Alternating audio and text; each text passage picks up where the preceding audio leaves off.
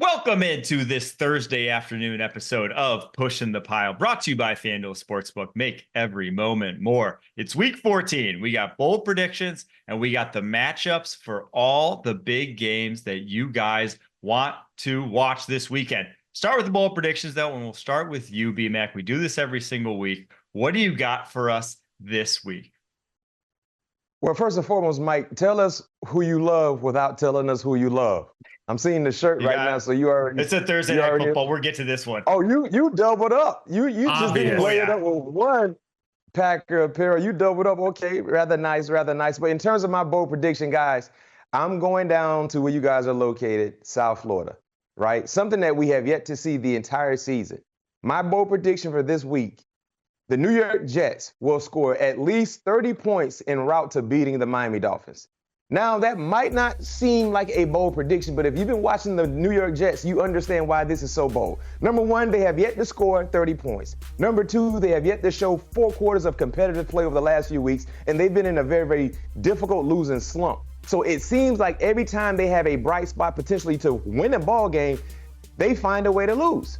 And they've been horrible in the last 4 road games, as you see there. So why would I believe they can do something they haven't done in the last 4 recent road games, which is score enough points, 30 points, and then cover the spread easily and win a ball game? Well, that's why it's a bold prediction, because we have yet to see it, and I don't know if it actually will happen, but I got to be bold. So I'm going all the way on the limb and saying the New York Jets somehow, some way will score a minimum 30 points and beat the Miami Dolphins. I'm sorry, Miami Dolphin fans, but this is a bold prediction. Wow, our Pushing the Pile producer, Harry, is not going to love that. Huge Dolphins fan, and obviously he would think that this week against the Jets would just be the easiest one that they could get done for the Dolphins. And 30 points, that would mean 300 yards maybe for Aaron Rodgers. Mike, I'm going to go in a different direction here. I'm going to go new head coach for the Chicago Bears will take his team west to Santa Clara, and they will punch that Niners team right in the mouth. I'm looking for Caleb Williams and the Chicago Bears to have newfound juice under Thomas Brown, the brand new head coach. And I think we get a look at what could potentially be the new head coach for the future for the Chicago Bears. I think people will have his name climb the charts immediately after they see the way that this football team will come out. The big complaint about this group, the offense never gets started until the second half. I want to see this offense come out hot. I think Thomas Brown is the guy to inject that juice into this locker room and have them ready to roll. Kyle Shanahan's going to be scratching his head saying, this freaking guy, Thomas Brown's pretty good. And Caleb Williams, man, oh man.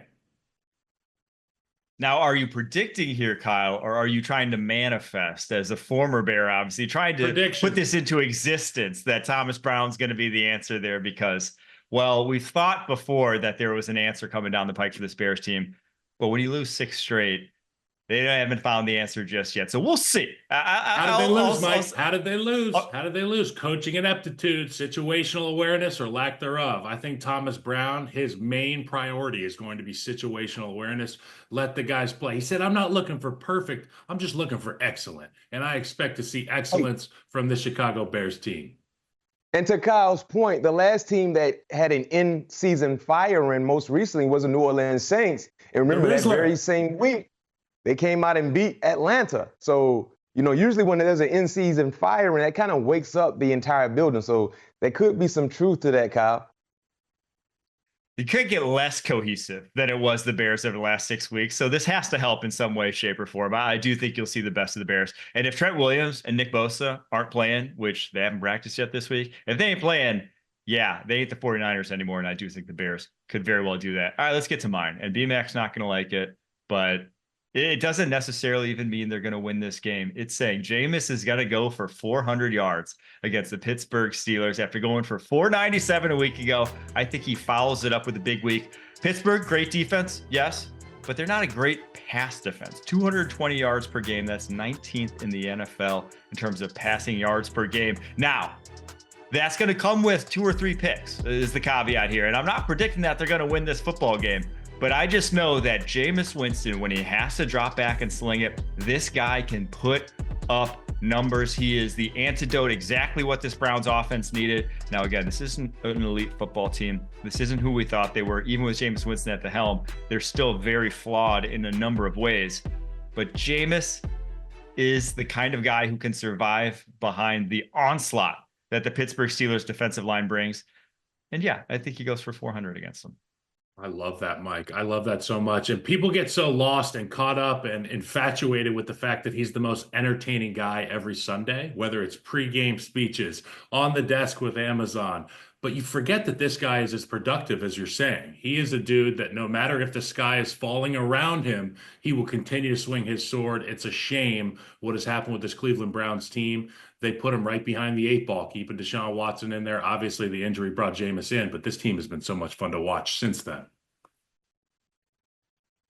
Do we think Jameis has done enough to earn a starting job next season? Hey, I think regardless of what he does, he won't be the starter. It's going to be Deshaun Watson if Deshaun is healthy, because that's all the money. That's where the money is going. So the business side of things will determine who starts. Now, if Deshaun is not healthy enough, no question. But, let's keep it real. When you give the type of money they gave Deshaun Watson, they didn't pay you that to have you sitting on the sideline, even if you're not performing up to the standard. And correct me if I'm wrong, guys, they are still tied to this Deshaun Watson contract until 2026. So yeah, 2 years. So it's safe to say whatever Jameis will do leading up to next season, it won't be enough because the money will always trump it. Yeah, they're literally handcuffed. I mean, do I think he has earned the right to have a starting position for the Cleveland Browns? No doubt. And I'm sure if you go in that locker room and ask the guys, you talk to the offensive line, you talk to the guys on the defense, B-Mac, you say, you bring our football team juice. We think you should be the starter. Now, I don't know if they're saying that. You talked about the dollar amount owed to Deshaun Watson. It's not just the dollar amount, it's the verbiage in the contract. Regardless, he's going to get it. So we're going to have to see you play some football, Deshaun Watson. I think the one spot that I sneakily love for Jameis Winston, if he were to hit free agency, and obviously we're kind of in agreement that the Browns' hands are tied, they can't really give him, $20 million contract over the next few years, is the New York Jets. Because I don't think the Jets are going to be drafting. If they put up 30 here on the Dolphins, as BMAX said, they're not going to be drafting in a position to get their quarterback of the future. And if you give him two weapons, if you give him Devontae Adams and Garrett Wilson, you can put points on the scoreboard. Now, it's going to be, again, you're always going to have to live with the picks with him. But Aaron Rodgers, we said off the top, he hasn't had a 300-yard game since 2021. Since week 14 of 2021. It's been 3 years. If you put Jameis Winston in that offense, he'll have 300-yard games. He'll move the football. He's done that pretty much every single stop along the way. It's just a position that they're obviously going to be beggars. They're going to be getting whatever they can. They're not going to be able to go out and get exactly what they want. If that's the case, I think a Jameis Winston on a 2-year deal is something that they could win football games still there in New York, if that's the case. They could win games and they won't lose because of the market. You think about Jameis Winston, he's cut out for a big market. And like I said, even on the field when things go wrong, he continues to swing his sword. Doesn't matter what you're saying about him in the media. He's going to continue to be unapologetically himself. That would be a perfect fit for New York. And also, too, every stop he's been, teammates have said nothing but great things about him. So he can galvanize a locker room, and the guys will play for him. And that's a very, very important trait to have when you play the quarterback position, because that's a leadership position. You have to be a leader, regardless if you want to or if you do not. So for Jameis, I think every stop he goes, he brings a different vibe into the locker room, provides different energy. And guess what? People, they listen to him. And that's why we're starting to see when he became the starter, for the Cleveland Browns, remember, the same roster, same personnel, but different outcomes because the guys really rock with him. They really love him being their quarterback. We shall see how Jameis fares this weekend and where his future holds after the year. But coming after this, we are getting to the game of the weekend, Packers-Lions in Detroit, right after this.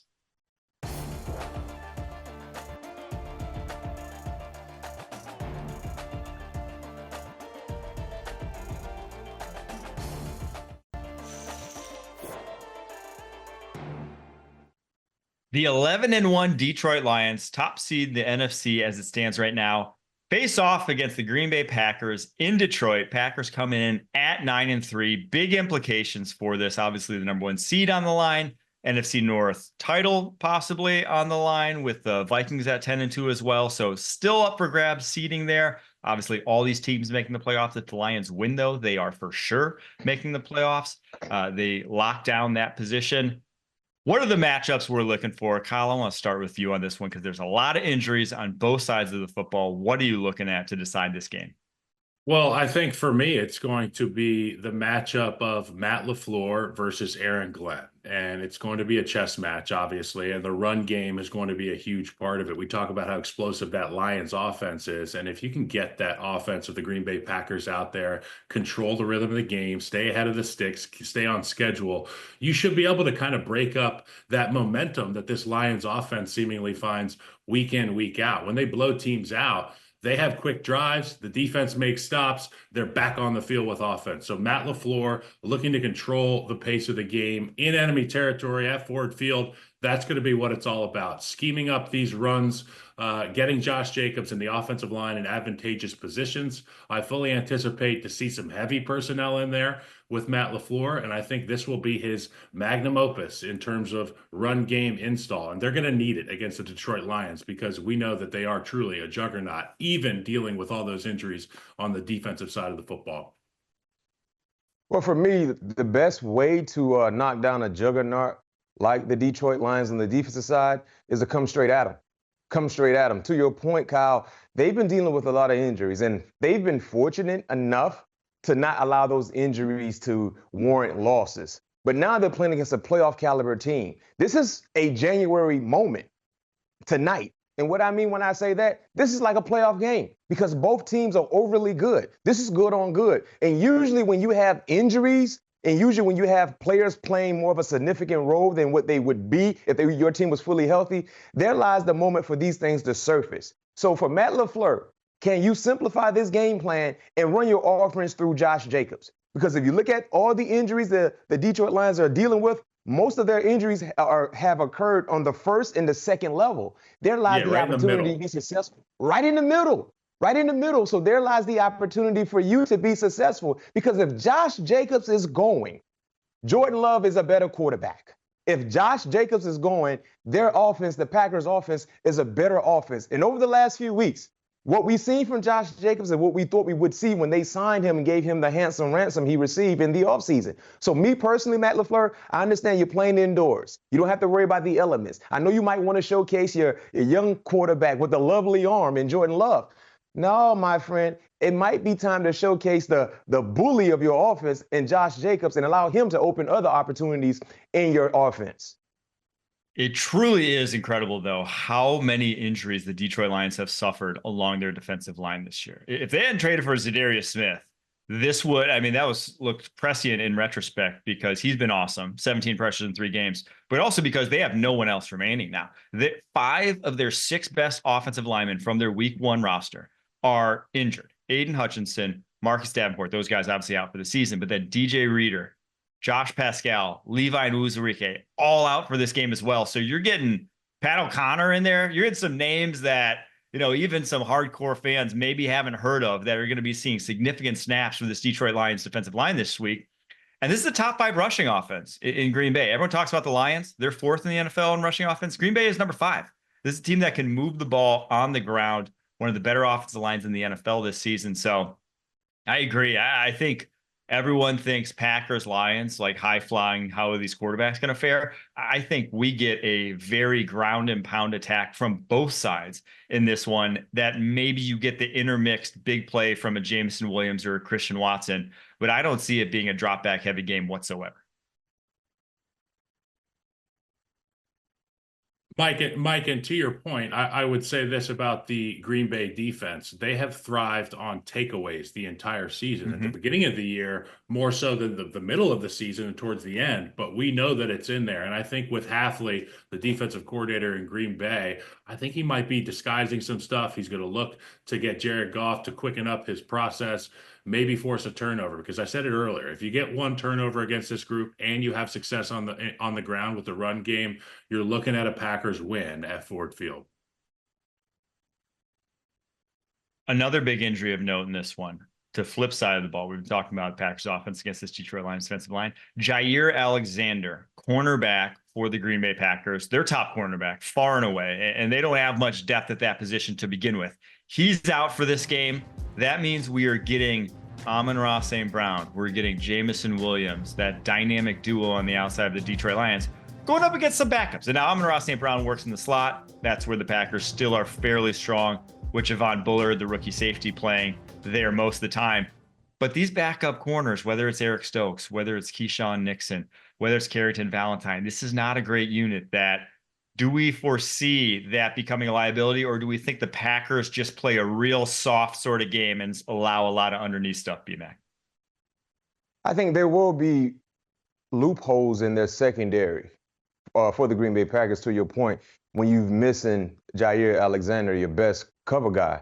But the luxury they have, Mike, as you know, being a Packer fan, they've grown accustomed to playing without Jair Alexander because he's missed quite a few ball games. So me personally, you got to anticipate, because of the scheme that Detroit runs with their play action and how well they run the football. A lot of times, if you're in the back end, Kyle, Mike, your linebackers are going to be gone because the play action will warrant them to respect and honor that. So there will be holes. The best advice I would give and what I anticipate seeing for the Green Bay Packers is they might be some vulnerabilities in between the 20s.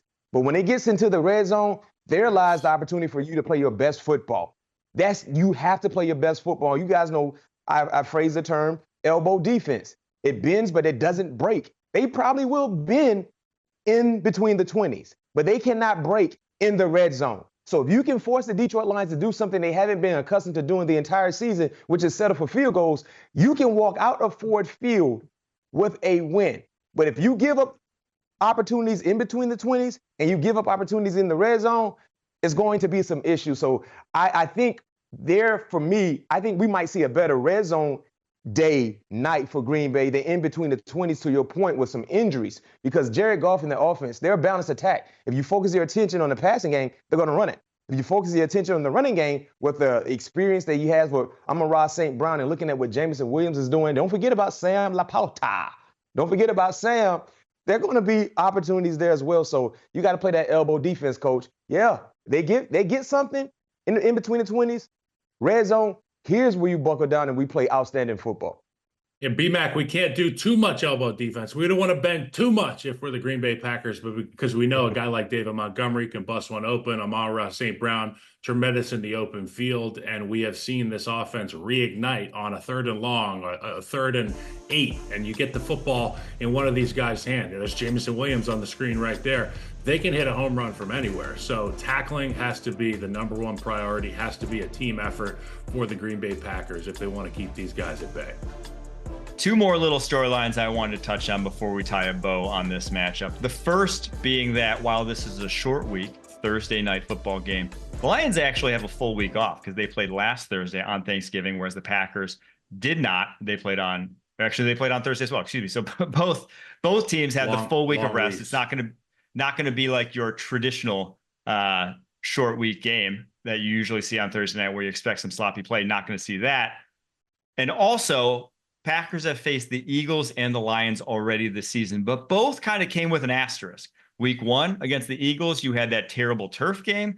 And then against the Lions, a few weeks later, you had a downpour, rain, wind, some of the worst weather in a game we've seen all season. So I think from the Packers' perspective, here's your litmus test, right? Here's your measuring stick against the top of the NFC. Are you capable of, come playoff time, competing with the best of the best?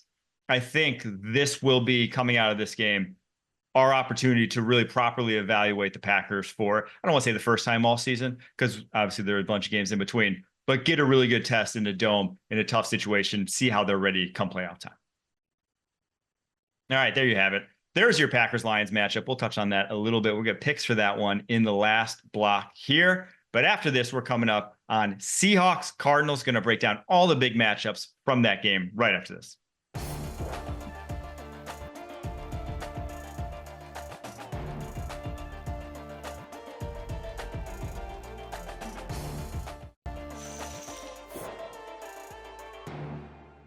Seattle travels to Arizona in a matchup with big NFC West implications. We just saw it a couple weeks ago. Seahawks won at home 16-6. Their defense has been on a tear lately. B-Mac, what are we watching for matchup-wise to decide this game? Can the Arizona Cardinals get out of these second half slumps in the seasons that we've seen in years past? And one thing we thought it was all about was Cliff Kingsbury and his inability to finish. But right now, the same things are surfacing once again. So the matchup that I'm watching, guys, Kyler Murray, because if you look at when Arizona, in the midst of their season, when they had a hold of that division title at that time in the NFC West, Kyler Murray was playing some really, really good football, efficient football, making routine plays happen routinely, taking what the defense was giving him, also by, athleticism, using his athletic ability, running the football. But over the last 2 weeks, we've seen untimely bad turnovers surface in his game that has allowed the opposing teams to find a way to win. Going back to that pick six that he threw last 2 weeks ago against Seattle. You look at what happened last week, an untimely bad interception to Byron Murphy.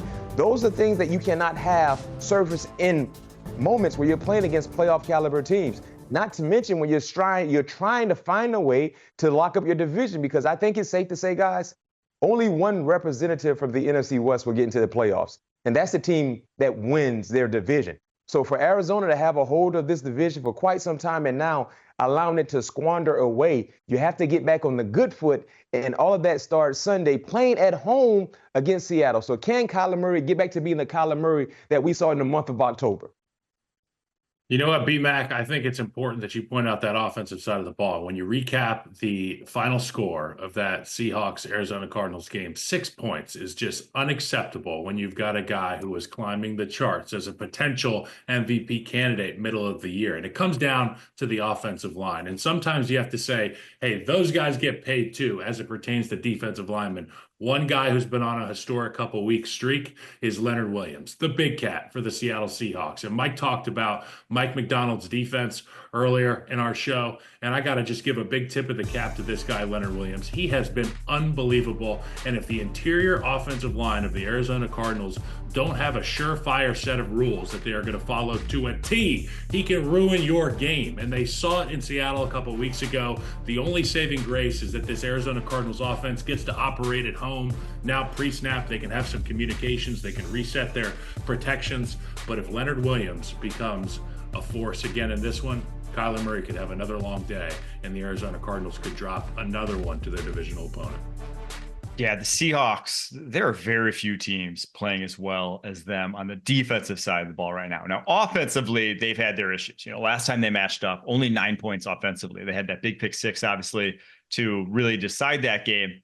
But this offense has had their fair share of issues. But the D-line that you hit on there, Kyle, it's so deep now. I mean, 6 guys who are legitimate plus, quality one-on-one winners along that front that just gives Mike McDonald exactly what he wants. I mean, exactly almost what he had in Baltimore last year, where it was just this cast of characters that whoever had the mismatch was the one that could get the job done. And that's how you want to build a defensive line, especially in the running game where there's no weaknesses, no one to really attack, no one to really hit that double team with and spring something free. So I do think that Arizona is going to have some really, really tough sledding when it comes to one, trying to pass protect against this unit, but then just like trying to consistently maintain drives when this front seven's playing as well as it has. Yeah, Mike, you know what it reminds me of? It's like when we used to have to play against teams with one good rusher, everybody, we like when we played J.J. Watt, obviously Whitney Merciless was a really good rusher as well, but we would always circle 99 on the board like 8 times. 99, you got to know where he is all the time. It's like Baskin Robbins against these guys. They got 31 flavors of ways to win, and Mike McDonald's having a great time with it, and you can see that defense. They're playing confident, they're playing fast, and it's not a matchup I'd like to be a part of as an offensive lineman. And most importantly, too, guys, they're finally getting healthy. You remember during that slump that we were seeing from their entire team, especially the defense, they were missing guys like Leonard Williams. They was missing some key components to their defense. They're getting healthier at the most important time, and now those healthy players are starting to really show up for them on the football field, especially in the last 2 weeks.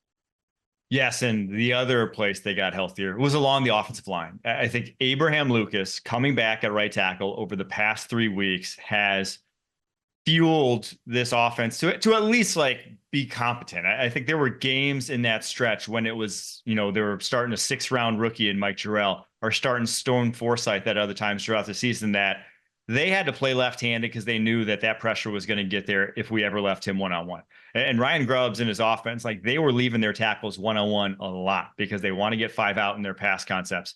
Now with Abe Lucas, his pressure rate allowed has been half that of Jarrell and Forsythe. It's not elite play by any means, but it's steadying play that you can win with along the offensive line. Exactly. And with the weapons they have on the outside, and obviously DK Metcalf been banged up himself, but with the weapons they have on the outside, that's really all you need. Geno Smith can get the job done if he just has a little time to operate there in the pocket. So Arizona's had some great defensive game plans, but I think I see this one going the Seahawks way big. What do you guys think for picks in this one? You go ahead first, B-Mac.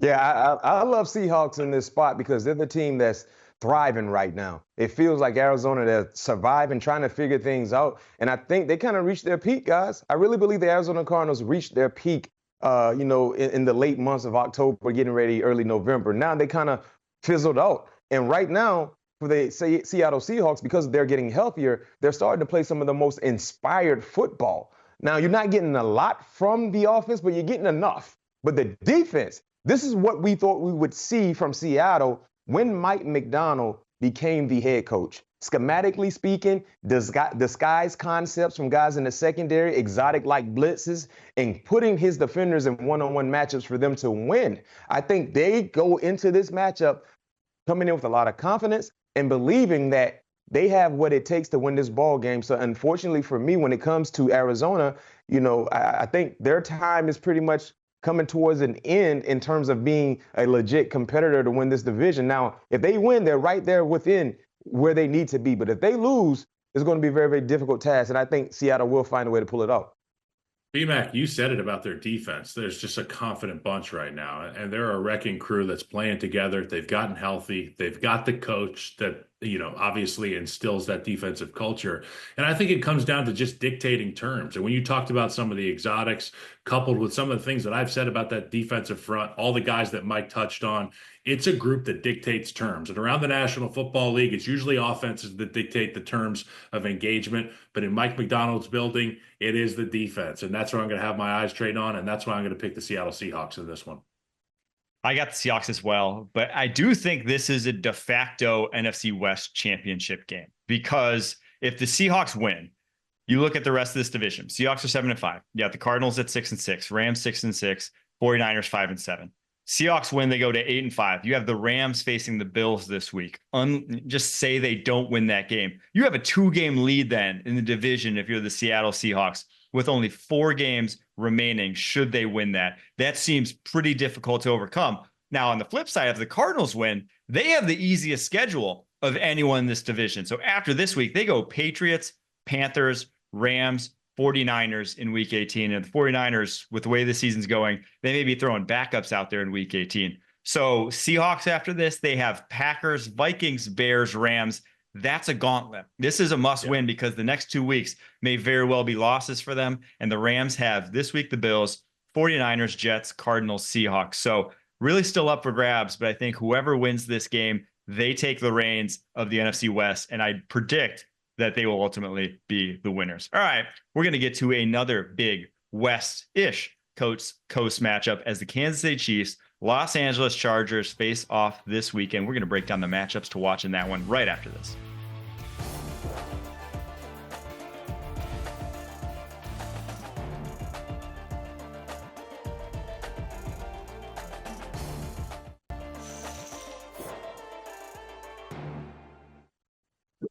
Kansas City Chiefs, Los Angeles Chargers in KC on Sunday night. Big divisional matchup. If the Chiefs win, they win yet another AFC West crown, but they got their sights set on a little bit more than that, obviously, as they still want to lock up that 1 seed at 11-1. But the last time these two faced off, Justin Herbert was banged up.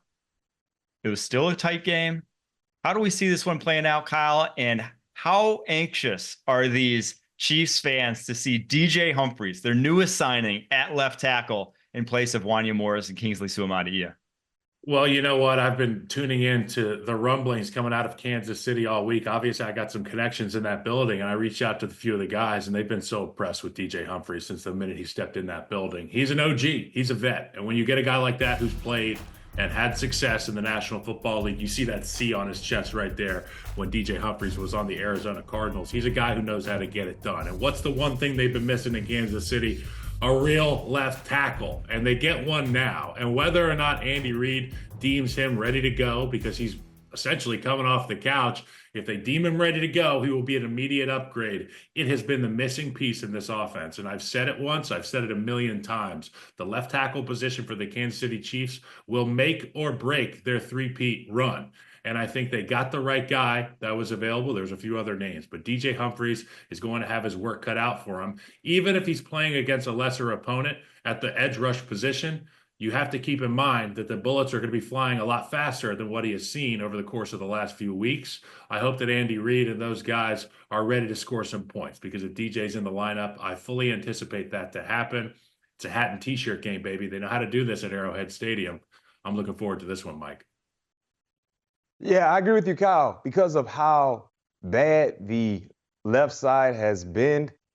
I mean, heck, Kyle, they probably would be applauding if you were picked up and they wanted to start you on the left side, because they just been needing any type of production, to say the least. In terms of DJ, the question I have in terms of being able to sustain a high enough level of play to get the job done, because it's not like he's playing against a team that has nothing to play for. He's playing against a team that has a lot to play for in terms of playoff aspirations, and he's playing against a defense that have two outstanding rushers in Bosa and Matt. And he's getting introduced back to the National Football League right now in the first quarter. So his warm-up period is happening now, because once the game starts, you know, Kyle, sometimes it takes a while for you to kind of get acclimated to this game flow. He won't have the luxury of going through that, because he's going against some high-level edge rushers that are licking their chops at the opportunity. Because anytime you watch Kansas City this season, you say that you see the same thing surface. Bad play on the offensive line, specifically speaking, the left side. So the tape has been out, and they're going to try to exploit that. And let's see, can DJ prevent anything positive from happening for 4 quarters?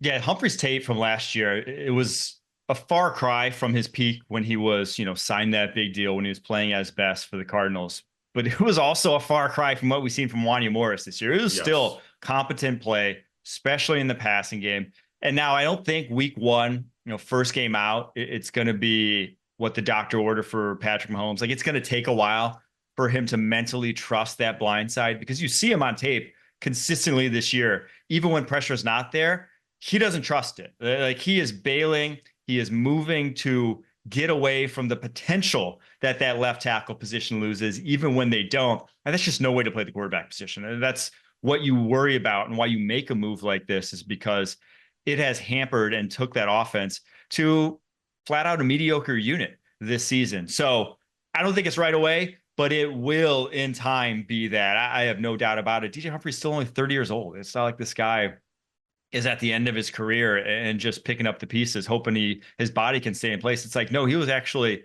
probably just looking for the right situation for himself. And this definitely should be it.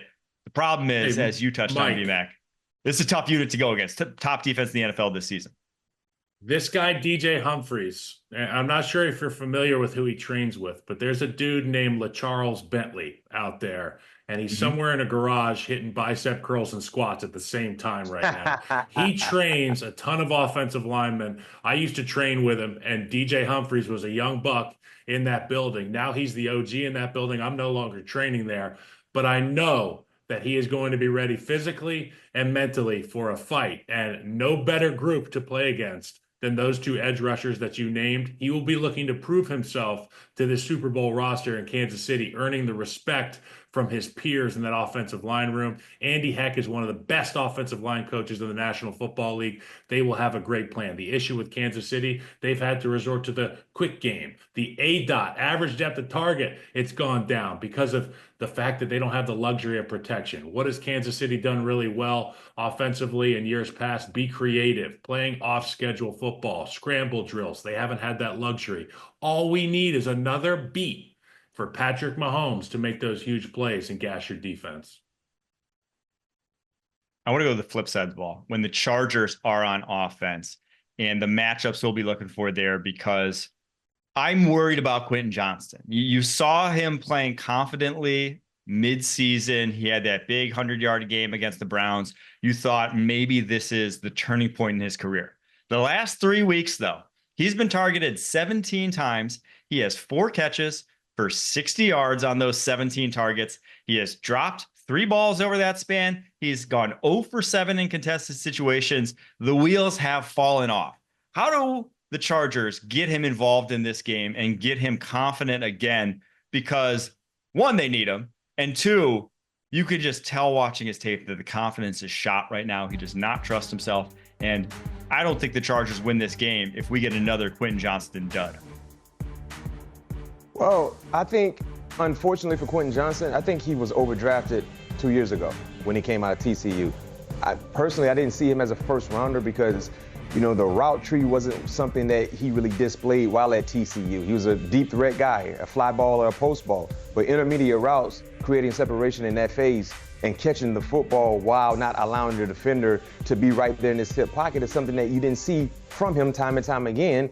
And then, of course, we saw the struggles a year ago, his rookie campaign, with a new offense, a new regime. They instilled some confidence in him. He showed better flashes, but to your point, Mike, now he's going back to the rookie Quentin Johnston. And right now, they don't need that because a year ago, it didn't mean as much because they were a bad team.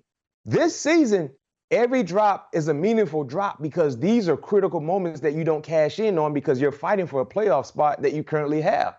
So in terms of what they need to do, quick rhythm throws, quick slants, quick hitches. Allow him to catch the football. Allow him to be one with Wilson. And also, too, another thing that I don't like from Quentin Johnston, he catches too many footballs with his body.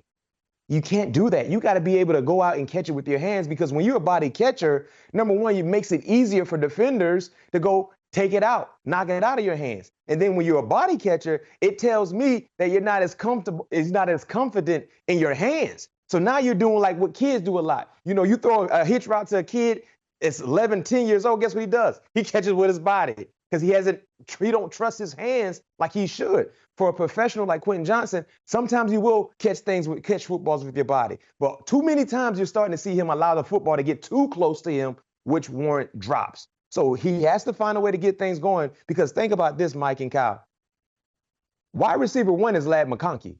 And he's played himself into that role because he has embraced significant moments more so than Quentin Johnston. This is almost a 2-year stint for Quentin being too up and down. They don't need that there. So hopefully he can revitalize himself and get things going because for them to do anything important, Mike, to your point, they're going to need number 1. Yeah, they're going to need him. And those physical traits that he offers, obviously, he's got speed. He's got the ability to separate. And we've seen him be wide open and the ball hit the turf. You talked about it. You hit the nail on the head. Get him involved early. It doesn't have to be long balls. It doesn't even have to be medium balls. Just put the ball in his hand. Let him know he can catch it early in the game. Allow him the opportunity to have that confidence later in the game. It is funny just looking at these teams, though, how similarly built they are. Like they feel like they have the same identity right now. You have this franchise quarterback who kind of raises the level of everyone else, but still not to an elite level because he doesn't have elite talent around him. And you have these defenses that make the stops when it matters most. So I'm looking forward to this one. I don't have a great handle on who's going to win, but I just think they're 2 really good teams. And this feels like a early playoff preview. All right, we're going to get to the game of the weekend. Packers-Lions, Thursday Night Football. We're going to get some picks, going to get some predictions right after this.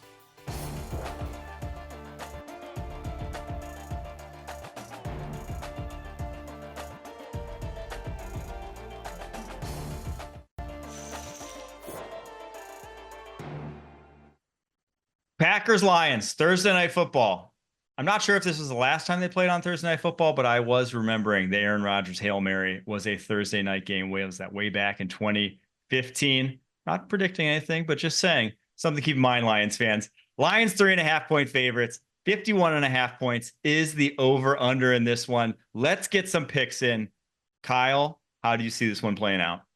I could totally see the Green Bay Packers controlling the tempo of this football game and sneaking out of Detroit with a W. I just think Matt LaFleur is a great football coach. I know Dan Campbell's amazing, but let's not sell Matt LaFleur short. The quarterback, that running game, that offensive line has been a huge part of their success this year. I'm going to take the Packers tonight.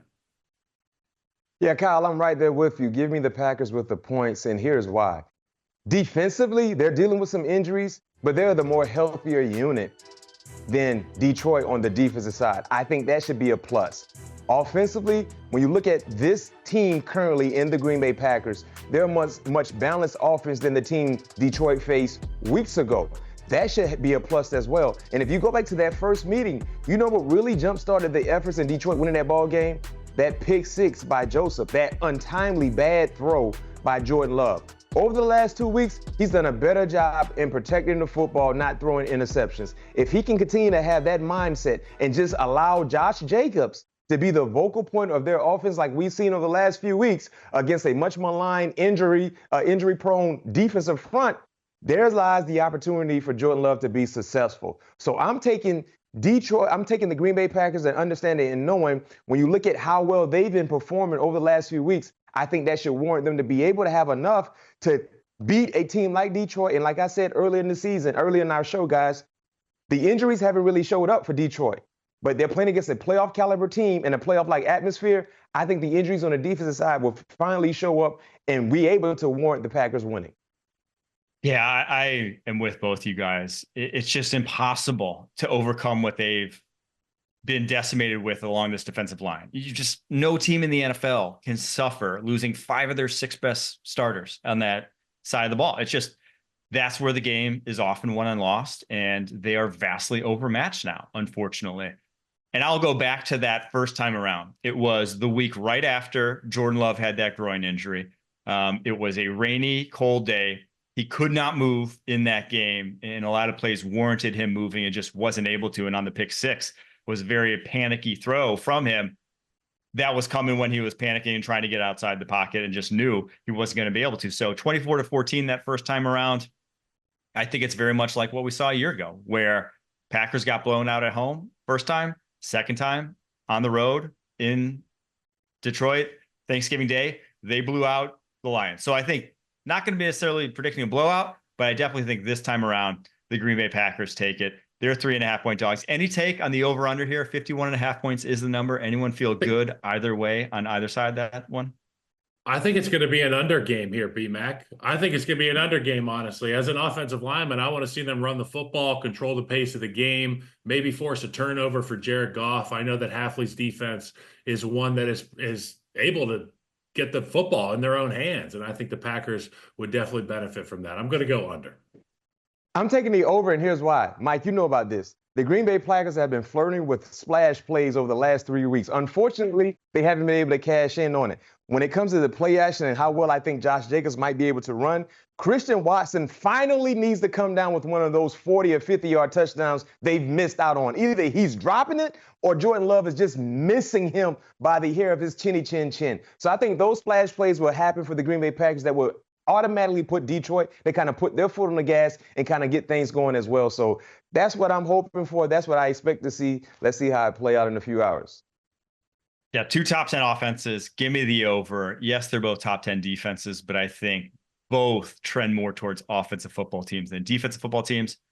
Big game for both, though. Lions at 11-1. Their remaining schedule after this, they got the Bills, the Bears, the 49ers, and the Vikings. A difficult road in. They need to pass this one because the Eagles don't look like they're losing anytime soon. Packers, their road after this. Seahawks, Saints, Vikings, Bears. Probably a touch easier, but not a cakewalk nonetheless. Both these teams need this game to stay where they want to be in the NFC North. In the NFC, we'll see what happens. Can't wait to watch it, and very thankful that you all could tune in to this show, Pushing the Pile. We'll be back on Sunday night, the podcast, and then Monday at 1 p.m. on CBS Sports Network with Matt Ryan joining the show. Until then, keep pushing.